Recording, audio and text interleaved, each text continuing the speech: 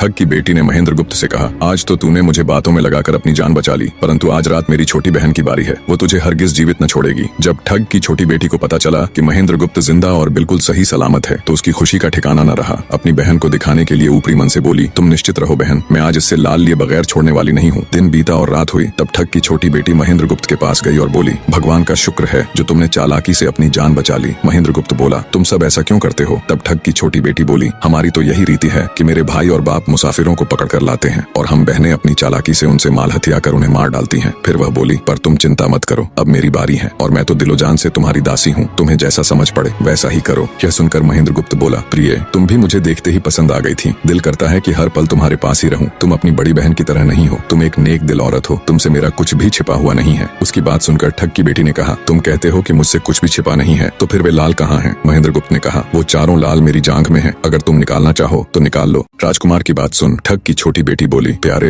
वो लाल तुम्हें ही मुबारक हो। मैं तो तुम्हारी दासी हूँ, तुम्हारे दर्शनों की प्यासी हूँ, मुझे तुम्हारे सिवाय और कुछ नहीं चाहिए। ये सुन महेंद्र गुप्त बोला, जो कुछ तुमने कहा है वह तो सब ठीक है, लेकिन ये प्यार और प्रेम की बातें सब धरी रह जाएंगी जब हमारे शरीर में प्राण ही नहीं रहेंगे, क्योंकि जब तुम्हारे बाप और भाइयों को इसका पता लगेगा तो हम दोनों की खैर नहीं। तब ठग की बेटी बोली, तुम चिंता मत करो, मेरे पास इसका भी उपाय है। आज रात को सबके सोने के बाद हम यहाँ से भाग चलेंगे और कहीं बहुत दूर रहेंगे जहाँ कभी मेरे भाई और बाप पहुँच न सके। महेंद्र गुप्त बोला, पर यह सब होगा कैसे? बोली, यहाँ से निकलने का एक ही उपाय है। मेरे पिता के पास 2 ऊँटनियां हैं, उनमें से एक तो दिन भर में 60 कोस चलती है और दूसरी दिन भर में 100 कोस चलती है। तुम उनमें से बड़ी वाली को खोल लाना, तब तक मैं हम दोनों के लिए कुछ धन बांध कर रख लूंगी। जब आधी रात हुई तब महेंद्र गुप्त ऊँटनी को खोलने चला गया। महेंद्र गुप्त ऊँटनी ले तो आया, मगर जल्दबाजी के कारण वह बड़ी के स्थान पर छोटी को ले आया। ठग की बेटी बहुत सा माल लेकर ऊँटनी पर बैठ गई और दोनों चल दिए। ऊँटनी जब चलते चलते 60 कोस पहुंची तो जंगल में रुककर खड़ी हो गई। बीच जंगल में ऊँटनी को खड़ी देखकर महेंद्र गुप्त और ठग की बेटी के होश उड़ गए। ठग की बेटी बोली, अनर्थ हो गया, तुम रात के अंधेरे में बड़ी ऊँटनी की जगह छोटी को ले आए। मेरे पिता और भाई आते ही होंगे, वो हमें नहीं छोड़ेंगे। इधर जब सवेरा हुआ तो ठग ने देखा कि उसकी बेटी और मुसाफिर दोनों गायब हैं। उसने सोचा कि निसंदेह वह बदमाश मेरी बेटी को भगा ले गया है। तबेले में जाकर देखा तो पाया कि छोटी ऊँटनी गायब है और बड़ी वहीं है। सोचा ज्यादा दूर नहीं गए होंगे और ऊँटनी पर सवार होकर उसने उसे तेजी से दौड़ा दिया। थोड़ी ही देर में जंगल में उस स्थान पर जा पहुंचा जहाँ महेंद्र गुप्त और उसकी बेटी ठहरे थे। महेंद्र गुप्त ने जब उसको आते देखा तो बहुत घबराया और कहने लगा, देखो तुम्हारा पिता आ रहा है, अब उससे प्राण कैसे बचेंगे? लड़की ने कहा, घबराओ मत और जो मैं कहती हूँ उसे ध्यान से सुनो। जाओ, जाकर उस पेड़ पर चढ़ जाओ। जब मेरा बाप तुम्हें पकड़ने के लिए आएगा और पेड़ पर चढ़ेगा तो मैं चुपके से बड़े वाली ऊँटनी पर चढ़कर उसको तुम्हारी डाल के नीचे खड़ा कर दूंगी। तुम कूद कर उस पर बैठ जाना, इस प्रकार हम दोनों बचकर साफ निकल जाएंगे। यह सुनकर महेंद्र गुप्त तुरंत पेड़ पर चढ़ गया। तब तक ठग भी वहाँ आ पहुंचा। पिता को देख उसकी बेटी ने फंड करते हुए कहा, पिताजी, ये दुष्ट मुझे धोखे से यहाँ भगा लाया, आप इसे छोड़ना नहीं। ये सुन गुस्से से तिल मिलाया ठग महेंद्र गुप्त को पेड़ पर चढ़ा देखकर ऊँटनी से उतरा और उसे पकड़ने के लिए।